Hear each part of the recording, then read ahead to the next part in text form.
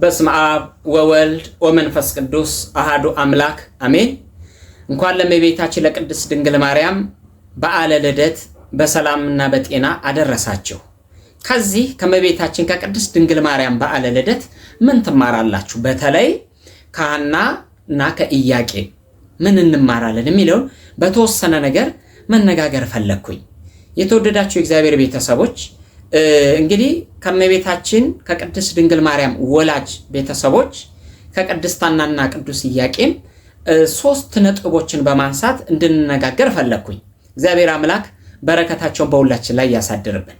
አንደኛ ፍጹም እምነት ነበራቸው፣ ይህንን እንመለከታለን። ሁለተኛ ሊነጋ ሲል ይጨልማል እንዲሉ ፈተና በብዙ መንገድ በብዙ ጎዳና ሲያጋጥማቸው ነበር። በተለይ ያሳባቸው ሊሳካ በሚልበት ሰዓት። አራተኛ ጉዳዩ ከተሳካ በኋላ ግን ጠላት ተነስቶባቸዋል። በዚህም የተነሳ እመቤታችን ቅድስት ድንግል ማርያም በስደት ነው የተወለደችው። በስደት እንግዲህ ይህንን ትምህርት እንዴት እንመልከተው ቢባል ርዕስ እንስጠውና በሰማይ ስማ በሚል ርዕስ እንነጋገራለን። አምላከ ቅዱሳን እግዚአብሔር ከሁላችን ጋር ይሁን። ይህንንም በዚህ በመጽሐፈ ነገሥት ምዕራፍ 8 ቁጥር 30 ላይ እናገኘዋለን። የትምህርታችን መሰረታዊ ዓላማ ሰው ፍጹም እምነት በእግዚአብሔር ላይ ሲጥል፣ ወደ አምላክ ወደ እግዚአብሔር ሲጮህ ሲያለቅስ፣ እግዚአብሔር የሚያስፈልገው ከሆነ ከጠየቀው በላይ አድርጎ እንደሚሰጠው እንረዳለን። ይሄንንም ከእመቤታችን ቅድስት ድንግል ማርያም በዓለ ልደቷ የምንመለከተው ነገር ይሆናል ማለት ነው። ታዲያ ይህንን ቃል ለምን አነሳው ቢሉ ሐናና ኢያቄም ብዙ ጊዜ ወደ ቤተ መቅደስ በመሄድ ወደ ቤተ እግዚአብሔር በመሄድ ልመና ጸሎታቸውን ሲያቀርቡ የከረሙ ሰዎች ናቸው። ታዲያ አንድ ጥያቄ ልጠይቃችሁ። በተለይ ከኦርቶዶክስ እምነት ውጭ የሆናችሁ ብትሆኑ አጠቃላይ ማለት ነው። የመጀመሪያው ጥያቄ ምንድነው? በኦርቶዶክስ ሃይማኖት ስንመጣ ሰው እግዚአብሔር ቤት ሄዶ ቤተ ክርስቲያን በመሄድ ልመና ጸሎትን ያቀርባል። አልፎ ተርፎ ይሄ ጉዳይ ቢሳካልኝ አምላኬ ብሎ ስዕለትም እንሳላለን። ይሄ ስዕለት ቤተ እግዚአብሔር ሄዶ መጸለይ መጽሐፍ ቅዱሳዊ ነው ወይ የሚለው ለመደገፍ ስለፈለኩ በዚህ በአንደኛ ነገሥት ምዕራፍ 8 ጀምሮ ስንመለከተው ጠቢቡ ሰሎሞን ሰዎች ሁሉ ወደ እግዚአብሔር ቤት መጥተው ጸሎት እንዲጸልዩ፣ ባጭሩ ጸሎት እንዲጸልዩ የሚጸልዩትን ጸሎት በምን ጉዳይ እንኳን ቢሆን እግዚአብሔር በሰማይ የሆነ ስማ ይላል። በሰማይ የሆነ ስማ። ለእግዚአብሔር ቦታ፣ ወሰን፣ ገደብ፣ ማታ፣ ሌሊት፣ ሰማይ፣ ምድር ባይባልለትም ጠቢቡ ሰሎሞን ቤተ መቅደስን ከሰራ በኋላ ቤተ መቅደሱን ባስመረቀበት ዕለት ረጅም ጸሎት ጸልዩዋል። ቁጥር 1 ጀምራችሁ ስትመለከቱ ምናልባት ይላል ሰዎች ከሰዎች ጋር ቢጣሉ፣ ወገናቸውን ቢያሳዝኑ፣ ወንድማቸውን ቢያስለቅሱ፣ ቢዘርፉ፣ አንተን ቢበድሉ እና ተመልሰው በዚህ ቤተ መቅደስ ጸሎት ቢጸልዩ፣ በሀገር ላይ ጦርነት ቢነሳ አለ። አጠቃላይ እናንተ አንብቡት። በሀገር ላይ ጦርነት ቢነሳ፣ ቸነፈር ቢነሳ፣ በሽታ ቢነሳ፣ ረሃብ ቢነሳ፣ በዓለም ላይ የሆነውን ነገር ሁሉ ይዘው ጉዳያቸውን ወደዚህ ስፍራ ቢመጡ አቤቱ አንተ በሰማይ ሆነ ስማ። የትምህርታችን ርዕስ በሰማይ ስማ ነው። ይሄ ከሆነ ቅድስት ሐናና ቅዱስ ኢያቄም ብዙ ጊዜ ወደ ቤተ መቅደስ እየሄዱ ጸሎት ይጸልዩ ነበረ ብያቸዋለሁ ቅድም በመግቢያችን ላይ። የሚጸልዩት እግዚአብሔር በቤታቸው ሳይሰማቸው ቀርቶ ሳይሆን ያ ለጠቢቡ ሰለሞን ለንጉስ ሰለሞን እግዚአብሔር አምላክ ቁጥር በተለይ ምዕራፍ 9 ላይ ደግሞ ስትሄዱ እነሆ በዚህ ቤት መጥተው ልመና ጸሎታቸውን ያደረጉትን በሙሉ እቀበላለሁ ብሎ እንደተናገረ እንትኑን ታገኙታላችሁ፣ ቃሉን ታገኙታላችሁ። ለርዕሴ ምዕራፍ 8ን ምዕራፍ 9 ስታነቡት ደግሞ የእግዚአብሔር ምላሽ ታገኛላችሁ። የእግዚአብሔር ቤተሰቦች የኢትዮጵያውያን ሁላችሁ በኦርቶዶክስ ሃይማኖት ያላችሁ ሌሎችም ብትሆኑ ጥያቄ ልጠይቃችሁ ያሰብኩት ምንድነው? በእስልምና ወይም በክርስትና ወደ ቤተ እግዚአብሔር በመሄድ ወይም በመስጊድ ወይም በቸርች በመሄድ ጸሎትን ቀጥታ ከፈጣሪ ጋር የምታደርጉበት ስርዓት አላችሁ አለ ወይ የሚለው እንዲሁ ጥያቄ ስለሆነብኝ ነው። አይመለከተኝም፣ ግን ለጠቅላላ ዕውቀት ነው። እና በኦርቶዶክስ ሃይማኖት ስንመጣ ግን አንደኛ ቤተክርስቲያኒቱ አይነ ግቡ እንድትሆን ተደርጋን የተሰራችው ዲዛይኑ በዓለም ላይ የለም። ሌሎች ቤቶች ልክ በኦርቶዶክስ ሃይማኖት በተለይ የሚሰሩት አብያተ ቤተክርስቲያናት አይነት ዲዛይን የመኖሪያ ቤት አታዩም። የትም ቦታ ስትሄዱ ይለያል። አንድ ሁለተኛ ግቢው ስትገቡ ከፍተኛ የሆነ ሰላም አለው፣ ጸጥ ያለ ነው ግቢው። ሶስተኛ ትልልቅ ዛፎች አረንጓዴ ግሪን ኤሪያዎች ይሰራሉ። ሰዎች እዛ ቦታ መጥተው በቀጥታ ከፈጣሪያቸው ጋር እንዲነጋገሩ። ቦታው ላይ ሲመጡ ግን ምናልባት ቤተክርስቲያኑ ገብርኤል ሊሆን ይችላል፣ ሚካኤል ሊሆን ይችላል፣ አቡነ ተክለ ሃይማኖት ሊሆን ይችላል። እያንዳንዱ በእግዚአብሔር የተመረጡና ሰዎች ሲሆኑ በብዙ ተጋድሎ፣ በብዙ ጽናት፣ በብዙ መከራና ፈተና ጸባጋንንትን ግርማ ሌሊትን የታገሱ ሰዎች በመሆናቸው መንፈስ ቅዱስ እነሱ ላይ በማደሩ ምክንያት በእነሱ ላይ በተገለጠ ልዩ ምስጢርና ጸጋ ቤተክርስቲያን በስማቸው ቤተክርስቲያን ተሰይማለች። አንደኛ የተክለ ሃይማኖት ዕለት ሰው ተሰብስቦ ጸሎት አድርገው ወንጌል እንዲማር፣ የቅዱስ ሚካኤል ዕለት ደግሞ ቅዱስ ሚካኤል በዛን ዕለት ለሰዎች ያደረገውን ድንቅ ነገር ለሕዝቡ እየተነገረ የሱ ጠባቂነት ተራዳይነትን እያሰቡ አምላኪ ሆይ እባክን ስለ ጻድቁ፣ ስለ ሰማይቱ፣ ስለ መልአኩ ብለህ ይቅር በለን ለማለት ሰዎች ወደዛ ስፍራ ይሄዳሉ። ይሄንንም በሌላ ጊዜ ቪዲዮ እንሰራበታለን እግዚአብሔር ፈቃዱ ከሆነ እና ሐናና ኢያቄም ከጥያቄ ተመልሻለሁ። ሐናና ኢያቄም ወደ ቤተ መቅደስ ሄዱ። መልካም። ለረጅም ዘመን ለብዙ ዓመታት ጸሎትን ጸልዩ። የጸለዩበት ምክንያት ልጅ አልነበራቸውምና ነው። ልጅ ስላልነበራቸው ጸሎትን ለመጸለይ መስዋዕትን ለመሰዋት ወደ ቤተ መቅደስ ሲሄዱ አንደኛ ችግር ገጠማቸው። ልጅ ባለመውለዳቸው ምክንያት የመጣ ችግር፣ መካን በመሆናቸው ምክንያት የመጣ ችግር። መካንነቱን ልጅ አለመውለዱን ፈልገውት አይደለም፣ እነሱ በምርጫ ያመጡት አይደለም። ነገር ግን በዚህ ነገር እንኳን ቢሆን አስታኮ ችግር ገጥሟቸዋል። የመጀመሪያው መካኖች መስዋዕት ቢያመጡም መስዋዕትነታቸውን የወቅቱ ሊቀ ካህናት ተቀብሎ አያሳርግላቸው። ምክንያቱም መካኖች ናቸውና። መካን የሆናችሁበት ምክንያት እግዚአብሔርን ፈጣሪን በመበደላቸው ሳይሆን አይቀርም በሚል ከለከላቸው። ያለመውለዳቸው የደረሰባቸው ችግር ሳያንስ መስዋዕታችሁን አናሳርግም አላቸው። መልካምሽ። እነሱ ግን እግዚአብሔር ፊት መጥተው አልቀሰዋል። እግዚአብሔር ግን ሊነጋ ሲል ይጨልማል እንዲሉ ጉዳዮቻችን ሊሳኩልን ባሉ ዘመን ጉዳዮቻችን ሊመለሱልን መልሳችን ሊመለስልን ባለ ጊዜ ችግሮች እንደሚያጋጥሙ ከዛ እምነት ከዛ አካሄድ እንድንመለስ የሚያደርግ ተስፋ የሚያስቆርጥ ነገር ያጋጥማቸዋል። ይሄንን ተማሩ ሲል አንደኛ የምንማረው ይሄ ነው። ሁለተኛ ምን ገጠማቸው ቢባል አእሩገ እስራኤል በእስራኤል ሀገር የነበሩ አረጋውያን ሰዎች ልጅን የወለዱ ተረፈ መስዋዕት ከመስዋዕቱ የሚተርፈውን እንዲበሉ ይፈቀድ ነበር። ሐናና ኢያቄም በእድሜ አረጋውያን ናቸው።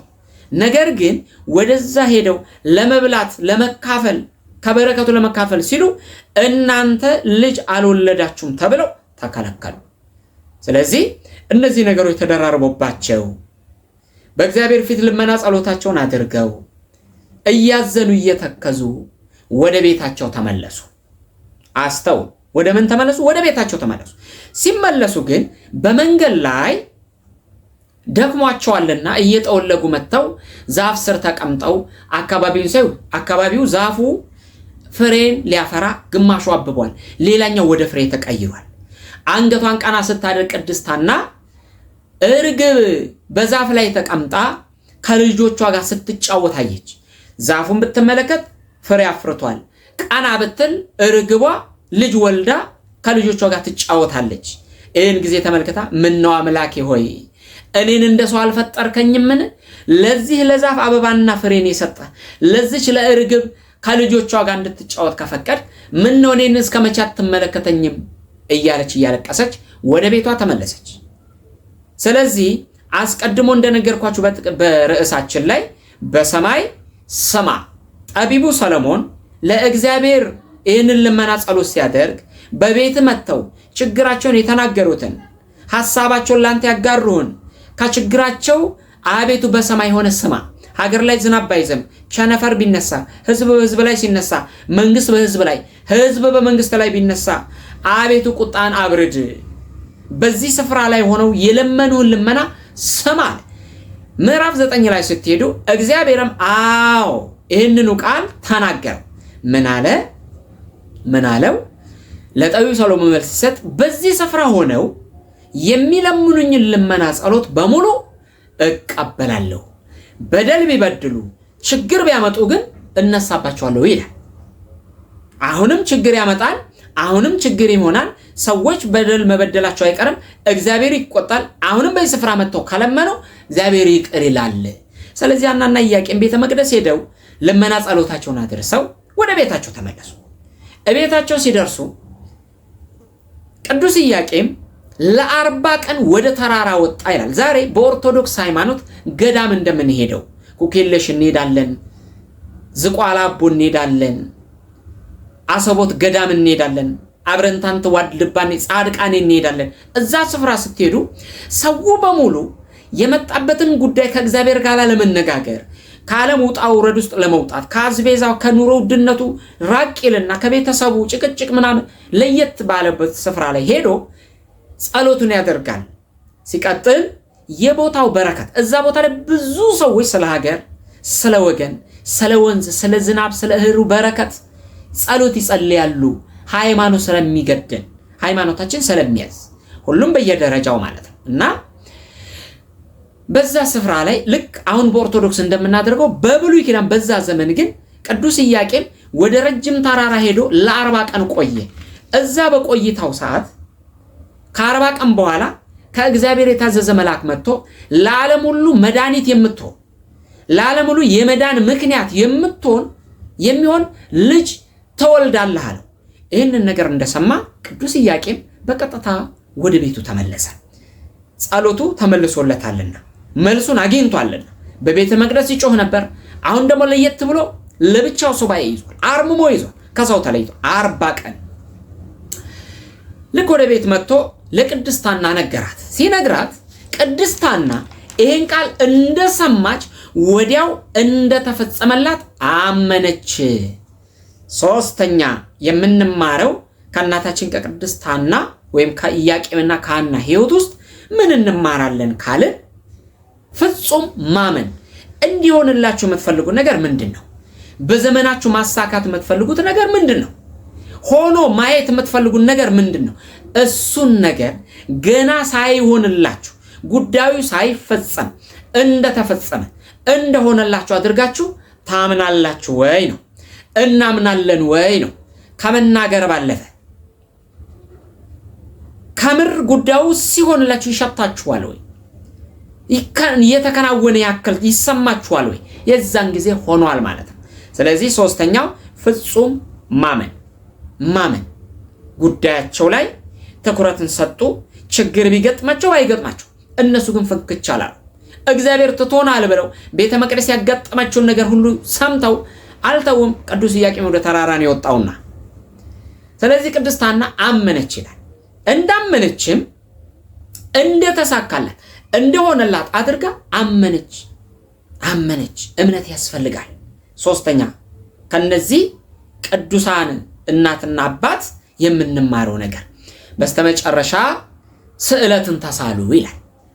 አሁንም ድጋሜ ጥያቄ ያመጣለሁ። ከኦርቶዶክስ ሃይማኖት ውጭ የሆናችሁ ስዕለት መሳል በሃይማኖታችኋል? ከምር ችግር ሲገጥማችሁ ወደ መስጊድ ወይም ወደ ቸርች በመሄድ ጌታዬ ሆይ ብላችሁ ስዕለት ትሳላላችሁ ወይ? ለምን ተጠይቀናል? እኛ በሃይማኖት አንድ አይደለም እንዳትሉኝ የምንመሳሰልበት ጉዳዮች አለ። በኋላ ላይ ግን የጋራ የሆነ ጉዳይ ስላለን ቪዲዮውን እስከ መጨረሻ ተመልከቱት እና ስዕለትን ተሳሉ። ወንድ ልጅ እግዚአብሔር ቢሰጠናል አርሶ አለስልሶ ወጥቶ ወርዶ እኛን ያገልግለን አንልም። ለእግዚአብሔር ቤት አገልጋይ እንዲሆን እንሰጣለን አሉ። አንድ ሴት ብትሆን ደግሞ እንጨት ሰብራ እህል ፈይታ ውሃ ቀርታ ታገልግለን አንልም። ለቤተ እግዚአብሔር ሰተን መሶበ ወርቅ ሰፍታ መጋረጃ ፈትላ ቤተ እግዚአብሔርን ታገልግል ብቻ ልጅ ወልዳችኋል እንበል ብለው ይህንን በማመን ስዕለትን ተሳሉ እና በስተመጨረሻ ምንድነው ያደረጉት? የሚደንቀው ነገር ከምር ይሄ ቅዱስ ኢያቄም መጥቶ መልአኩ የነገረው ትክክለኛ የእግዚአብሔር መልአክ ነው ወይስ ሰይጣን ነው መልአክ ተመስሎ የመጣው? ለማረጋገጥ አልጋ ለዩ። እነሱ አልጋ ለዩና ጉዳዩ ከፈጣሪ ሆኖ ከሆነ ከእግዚአብሔር ሆኖ ከሆነ መልአኩን ራሱ ይልከዋል ብለው ይሄንን ተቀብለው ሊኖር ወሰኑ። በስተመጨረሻ ህልምን አለሙ። ቅድስት ሐና ቅዱስ ኢያቄም ህልምን አለሙ። ህልም ሲያለሙ ቅድስት እናታችን ሐና ጻምር ሲያስታጥቁ መቋሚያ አፍርታ ፍሬ አፍርታ ሁሉ ሰው ሲመገባት አየሁ ብላ ህልሟን ለቅዱስ ኢያቄም ነገረችው። ቅዱስ ኢያቄምም ምን ህልም አየ? ጻዕዳ ርግብ 7ቱ ሰማያትን ሰንጥቃ መታ በአናትሽ በጭንቅላሽ በአናትሽ ላይ ስትቀመጥ ከዛም በጆሮሽ ገብታ ማህፀንሽ ስትቀመጥ አየሁ ብሎ ነገራት። ይህንን ነገር በልባቸው ይዘው ጊዜ ይፍታው ብለው ህልማቸውን ወስነው አልጋቸውን ለዩ። በስተመጨረሻ ያ የታዘዘ መልአክ መጥቶ የእግዚአብሔር ፈቃድ መሆኑን ሊናገር፣ ስለዚህም ለተወሰነ ጊዜ አልጋን ለይተው መኖር ጀመሩ። በስተመጨረሻ መልአኩ መጥቶ ቅድስት ሐናን ቅዱስ ኢያቄምን በህልም ተገልጦላቸው ልጅ እንደሚወልዱ ነግሯቸው ከነሱ ተሰወረ። ይህን ጊዜ እመቤታችን ቅድስት ድንግል ማርያም መልአክ ወደ እነሱ ሲመጣ ሐምሌ 30 ቀን ነው ይህንን ሱባኤ የገቡት። ሱባኤውን የገቡት ወይም አልጋ ለመለየት ህልም አይተው ይህን ነገሮች የወሰኑት ማለት ነው። በስተመጨረሻ ነሐሴ 7 ቀን መልአኩን ወደ እነሱ መጥቶ ልጅ እንደሚወልዱ አበሰራቸው። ስለዚህ ቅድስት ሐናና ኢያቄም ልጅን አገኙ። ቅድስት ሐና ያቺ ማህፀን ለመለመች፣ እመቤታችን ቅድስት ድንግል ማርያም ተጸነሰች። አራተኛ የገጠማቸው እና እነሱ ደግሞ የተሻገሩበትን ነገር ስንመለከት ለዘመናት ሲለምኑ የነበረው ልጅ መውለድ ነው። እግዚአብሔር ልጅ እንዲሰጣቸው ነው። አንዴ ጸሎቱን፣ አንዴ ምጽአቱን፣ አንዴ ቤተ መቅደስ፣ አንዴ በየቤታቸው፣ አንዴ ለሱባኤ ወደ ተራራ በመሄድ ይህን ሁሉ ሲያደርጉ ከቆዩ በኋላ እግዚአብሔር ለምድር ለሰማይ እርቅስ እግዚአብሔርና በሰው ልጆች መካከል አዳም ባመጣው በደልና ፍዳ ለዘመናት እግዚአብሔርና ሰዎች ተራርቀው ስለነበረ ዲያብሎስ በሰው ጭንቅላት ላይ በሰው ጫንቃ ላይ ገንግኖ ስለነበረ ያንን የሚጥለው ክርስቶስን የምትወልድ ልጅ ሐናና ኢያቄም ሊወልዱ ቅድስት ድንግል ማርያምን ተጸንሳለች። አሁን ከተጸነሰ በኋላ ጉዳዩ ተሳካ፣ ዓላማቸው ተሳክቷል። ስለዚህ እነዚህ ሰዎች ስኬታማ ሰዎች ናቸው ማለት ነው። ከስኬቱ ጋር ሌላ ችግር መጣ። የእግዚአብሔር ቤተሰቦች ኢትዮጵያውያን፣ ሌላም ሃይማኖት ውስጥ ያላችሁ ሁላችሁ አንድን ነገር ጠይቀን ወተን ወርደን ከተሳካ በኋላ አብሮ ችግሮች ይመጣሉ። የዛን ጊዜ አስቀድሞ የለመነው ልመና ጸሎት የሚያስረሳ ጭምር መከራ ሊያጋጥመን ይችላል። በኢኮኖሚ ጉዳይ፣ ልጅን በማጣት፣ ከትዳር ጋር፣ ከሀገር ሰላም ጋር፣ ከእያንዳንዱ ነገር ጋር አብሮ ተታኩ ሌላ ነገሮች መምጣታቸውን የምንመለከትበትና ያንን የገጠመንን ችግር እንደ መልካም አጋጣሚ አስተውል፣ እንደ መልካም አጋጣሚ የምንቀበል መሆን አለብን። መልካም አጋጣሚ መልካም። ስለዚህ ቅድስት ሐናና ኢያቄም ምን ገጠማቸው ከተባለ ወላዲተ አምላክ ቅድስት ድንግል ማርያም ከተጸነሰች በኋላ ማህበራዊ ጉዳይ ነውና ዘመዷ ሞቶ ወደ ዘመዷ ቤት ስትሄድ የቅድስት ሐና ያጎት ልጅ የሚሆን ሞቶ ነበረ። ከዛ በፊት ግን አክስቷ አይን ነበረች፣ አይን አልነበራትም። ስለዚህ ቅድስት ሐናን ስትመለከታት ወይ ሐንዬ ከንፈርሽ ጠቁሯል፣ ጡትሽ አሯል፣ እንዳው እግዚአብሔር ጎብኝቶሽ ይሆን ብላ ልትባርካት ማህፀኗን ዳበስ አደረገቻት። መልካም ፍላጎቷ ምኞቷን ገለጠችላት። አንድ አይናናትና አይኗን አጋጣሚ ስታሽ አይኗ በራ። ይሄ ነገር በብዙ ዘንድ ተነጋገረ። እኔ እንግዲህ ሌላ ነገር አይደለም። የሷን እጅ የሷን ማህፀን የነካሁት ከዛ ውጪ ያደረኩት ነገር የለም። እሷ ማህፀን ውስጥ ያለው ጽንስ የተለየ ጽንስ ነው። ይሄ ነገር በአካባቢው ተወራ። ከከፍታችሁ ጋራ ከስኬታችሁ ጋራ ድል ከማድረጋችሁ ጋራ ከማሸነፋችሁ ጋራ አብሮ የሚመጣ ፈተና ችግር ምንድነው ያለባችሁ? ምንድነው የሆነባችሁ? ምንድነው እየሆነብን ያለ ነው? እንደ ሀገር ልናድግ ስንል በኢኮኖሚ ልንበለጽግ ስንል ተስማምተን አብረን ልንኖር ስንል አንዴ እስልምና ክርስትና፣ አንዴ ፕሮቴስታንት ምናምን፣ አንድ ጊዜ የሀገር ጎረቤት በሌላኛው ጊዜ ሌላኛው እያለ የሀያላን ሀገራን ሌሎቹ የገዛ ወገኖቻችንን እኛው ላይ ያቧደኑብን፣ እኛው በእኛው ተነካክሰን እኛው ለኛው የምንገዳደል ልዩ ፍጥሮች ሆነናል። ለምን ሲባል ከፍታችን ጀርባ ችግር አለ ማለት ነው። ስለዚህ ይህን ነገር ቆም ብለን እስካላየን ድረስ የፈለገው መንግስት ኢትዮጵያ ላይ ቢመጣ አይደለም መንግስት የሰማይ መልአክ ቢመጣ እኛ እንደሆን ችግር ማውጣታችን አይቀርም። እኔ የማንም ደጋፊ ሆኜ ግን አይደለም እና ችግሮች አብረው መምጣታቸውን ግን ልንቋቋምበት የሚገባው ልንረዳው የሚገባው ነገር እንዳለ እንማራለን ከዚህ ርዕስ። በሰማይ ስማ። በስተመጨረሻ ያጎቷ ልጅ ሞትና እዛ ቦታ ላይ ልጁን ስለምታውቀው ስለምትወደው ያጎት ልጅ ነውና አልጋው አስከሬኑ ያለበትን አልጋ እየዞረች ቅድስታና ስትጮህ ስታለቅስ ጥላው አረፈበት። ይህን ጊዜ ልጁ ምር ብሎ ተነሳ፣ ከሞት ተነሳ። እንግዲህ ድንቅ ብርቅ አይሆንባችሁ አይደለም። የጌታ እናት ኢየሱስ ክርስቶስን ተከትለው የሚሄዱ ኢየሱስ ክርስቶስን ያመኑ ሞትን ድል ሲነሱ ሙታንን ከሞት ሲያስነሱ እናውቃለን። የቆሙትን ሰዎች ረግመው መቃብር ሲከቱ እናውቃለን። የሐዋርያት ሥራ ምዕራፍ 5ን ስናነብ የቅዱስ ጴጥሮስ ጥላው በሽተኞች ላይ አርፎ በሽተኞችን ሲያድን እናውቃለን። የቅዱስ ጳውሎስ ልብሱን ቀደው ህሙማን ላይ ሲያስቀምጡ ህሙማኑ እንደሚፈወሱ እናውቃለን። ለኛ ለኦርቶዶክሳውያን ታምር ብርቅ አይደለም። ታምር የሃይማኖት መገለጫ ወይም ፕሮሞሽን መስሪያ አይደለም። ታምር እግዚአብሔር በቅዱሳኑ ላይ አድሮ ስራውን ይሰራል። ይሄን ያደረገ እግዚአብሔር ስሙ የተመሰገነ ይሁን ብለን እግዚአብሔር እንድናመልከው እግዚአብሔር እንድናመሰግነው ነው። እግዚአብሔር ቢፈቅድልን የቅዱሳንን ሕይወት እያስኩኝ እመጣለሁ። ስለ ክርስቶስ ብለው በክርስቶስ ስም ብቻ ዓለም የገፋቻቸውን የገደለቻቸውን ማለት ነው። እግዚአብሔር ሁላችንንም ይርዳን። ታዲያ ይህንን ቪዲዮ ስትከታተሉ የሃይማኖት ልዩነት ምናምን እባካችሁ አታምጡ፣ እርሱት። ሁሉም ሰው ሃይማኖት አለው።